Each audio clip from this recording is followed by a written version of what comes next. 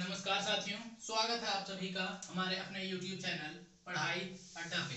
तो आज हम जानेंगे क्या स्टेट्स ऑफ मैटर के बारे में जानेंगे। क्या पढ़ेंगे आज? स्टेट्स ऑफ मैटर के बारे में।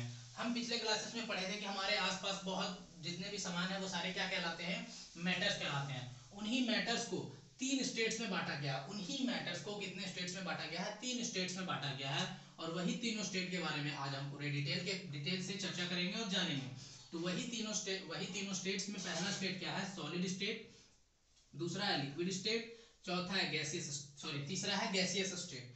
और दो और स्टेट होते हैं लेकिन उनके बारे में हमें नहीं पढ़ना है, क्योंकि हमारे 9th के सिलेबस में बस इतना ही है, तो इतना ही पढ़ना है। क्योंकि और तो जो आगे दो होते हैं, एक होता है प्लाज्मा और पांचवा होता है बोस-आइंस्टीन कंडेंसेट। आगे मैं उन दोनों के बारे में भी थोड़ा थोड़ा आप लोगों को बता दूंगा, लेकिन पहले एक एक करके ये तीनों के बारे में जान लेते हैं। तो उसमें से पहला पढ़ेंगे हम किसके बारे में?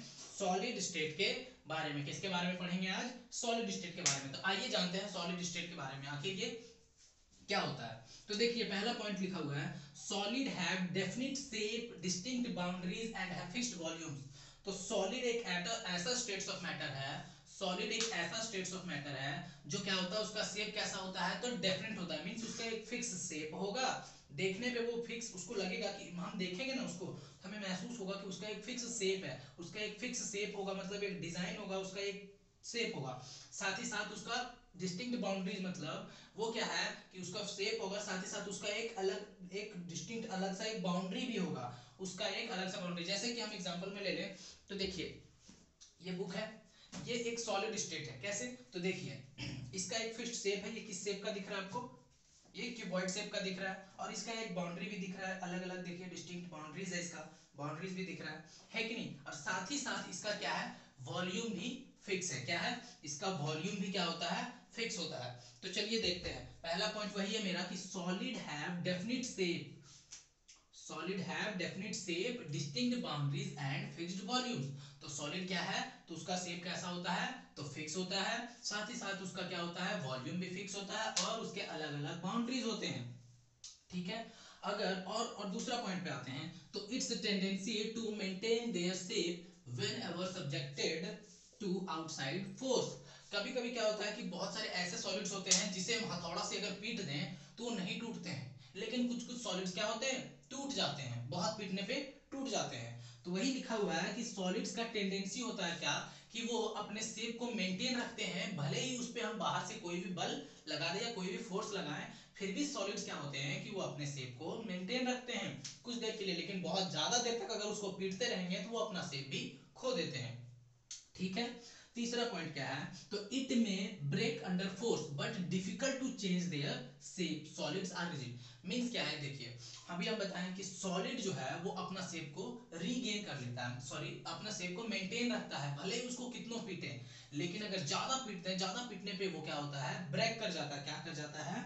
ब्रेक कर जाता है। लेकिन सॉलिड से वो लिक्विड नहीं बन जाता है, बल्कि वो सॉलिड स्टेट में ही रहता है, टूटने पर भी वो सॉलिड स्टेट में ही रहता है। ठीक है। इसीलिए सॉलिड को बोला जाता है क्या कि सॉलिड आर रिजिड। सॉलिड्स कैसे होते हैं? कठोर होते हैं, ठोस होते हैं। सॉलिड्स आर रिजिड होते हैं। समझ में आया?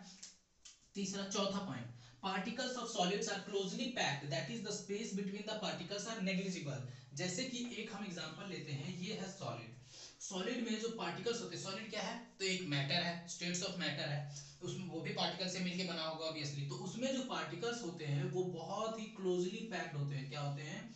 बहुत ही क्लोजली पैक्ड होते हैं, आपस में बहुत ही क्लोजली पैक्ड होते हैं, जिसके कारण क्या होता है कि इस मैटर के बीच में जो स्पेस बचता है वो ना के बराबर बचता है, बहुत ही कम स्पेस बचता है, बहुत ही कम स्पेस बचता है। इसलिए यहाँ पे पॉइंट है कि particles of solids are closely packed, that is उसके जो पार्टिकल्स हैं, सॉलिड में जो पार्टिकल्स अरेंज होते हैं वो एक सिस्टमैटिक वे में अरेंज होते हैं और क्लोजली पैक्ड होते हैं। मींस एक दूसरे से बहुत ही ज्यादा क्लोज होते हैं। और ये पार्टिकल्स एक दूसरे से कैसे मतलब अपने साथ में रहते हैं? तो क्योंकि इन पार्टिकल्स के बीच में एक फोर्स लगता है, उस फोर्स को बोला जाता है इलेक्ट्रोस्टैटिक फोर्स ऑफ अट्रैक्शन। क्या बोला जाता है? Electrostatic force of attraction. वही फोर्स ऑफ अट्रैक्शन के कारण क्या होता है कि सॉलिड अपना अपना शेप को मेंटेन करके रखता है। ठीक है। और वो क्या करता है? उस फोर्स के कारण पार्टिकल्स जो हैं वो आपस में एक दूसरे से अटैच होते हैं, अट्रैक्ट होते हैं। कौन से फोर्स के कारण? इलेक्ट्रोस्टैटिक फोर्स ऑफ अट्रैक्शन के कारण। ठीक है। तो चलिए आगे देखते हैं क्या कि particles of solid are closely packed. इसका मतलब ये है कि पार्टिकल्स जो है सॉलिड के वो क्लोजली पैक्ड होते हैं और उसके बीच में जो स्पेस है वो ना के बराबर होता है, बहुत ही कम स्पेस होता है। इसलिए सॉलिड क्या होता है, रिजिड होता है। रिजिड मींस ठोस होता है, कठोर होता है और उसका फिक्स वॉल्यूम और शेप होता है। ठीक है, लास्ट पॉइंट पे आते हैं। It is not compressible means, compressible means इसे दबाया नहीं जा सकता है। आप ही बताइए, ये एक मार्कर है, हम इसे दबा के चपटा कर सकते हैं क्या? नहीं। कुछ कुछ होते हैं, कुछ कुछ सॉलिड्स होते हैं जिसे दबा के उसका शेप अलग अलग कर दिया जा सकता है, लेकिन फिर से वो वही शेप में आ जाएगा। तो जैसे कि हम लोग एग्जांपल लेते हैं, जैसे कि एक रबर ले लेते हैं। क्या करते हैं, रबर, रबर तो जानते ही होंगे आप लोग, रबर। हाँ, तो उस रबर को जब हम देखते हैं कि वो रहता है छोटा सा, लेकिन जब उसको खींचते हैं तो बहुत लंबा खिंचाता है, वो स्ट्रेच हो जाता है, मींस खिंचा जाता है तो वो सॉलिड, लेकिन वो स्ट्रेच हो गया, खिंचा गया। लेकिन फिर जब उसको छोड़ते हैं तो वो अपना शेप फिर से मेंटेन कर लेता है, लेकिन अगर ज्यादा खींच दे तो वो टूट जाता है। तो वही प्रॉपर्टी है क्या कि सॉलिड्स जो है वो क्या है कि अपना शेप को मेंटेन करके रखना चाहते हैं, लेकिन अगर ज्यादा फोर्स उस पर लगा दिया जाए तो वो टूट जाते हैं। क्या होते हैं, टूट जाते हैं। ठीक है, उसी तरह एक और एग्जांपल लें हम। अभी मैंने एक पॉइंट बताया कि इट इज नॉट कॉम्प्रेसिबल। क्या होता है कि सॉलिड जो है वो दबाया नहीं जा सकता है, लेकिन आप लोग सब लोग जानते होंगे एक स्पॉन्ज के बारे में। स्पॉन्ज के बारे में जानते हैं, जो क्या होता है, स्पॉन्ज एक ऐसा ऐसा सब्सटेंस होता है जिसमें क्या होता है ना कि उसके बीच में बहुत सारे छोटे छोटे पोर्स होते हैं, बहुत छोटे छोटे होल होते हैं। क्या होते हैं, छोटे छोटे होल होते हैं और उसमें एयर ट्रैप्ड होता है, उसमें हवा भरा हुआ होता है। उस होल में, छोटे छोटे होल में हवा भरा होता है। जैसे कि आप लोग बर्तन धोए होंगे, बर्तन तो नहीं धोएंगे लेकिन घर में बर्तन धुलाता होगा तो आप लोग देखे होंगे क्या कि बर्तन धोने वाला जो स्पंज होता है उसको जब हम दबाते हैं वो भीग जाता है ना, तो उसको दबाने पे वो चपटा हो जाता है, मीन्स दब जाता है और उससे पानी बाहर निकल जाता है। इसका मतलब ये है, वो वैसा क्यों होता है, क्योंकि उस स्पंज के बीच में बहुत छोटे छोटे होल्स होते हैं और उसमें हवा भरा हुआ होता है। क्या भरा हुआ होता है, हवा भरा हुआ होता है। इसलिए जब हम उसको दबाते हैं तो वो हवा उससे बाहर निकल जाता है और वो इजीली वे में दब जाता है। और इसीलिए, और दब जाता है इसीलिए वो सब ऐसे एग्जांपल हैं जिसमें जो सॉलिड जो है वो कंप्रेस कर जाता है, मींस दब जाता है। ठीक है,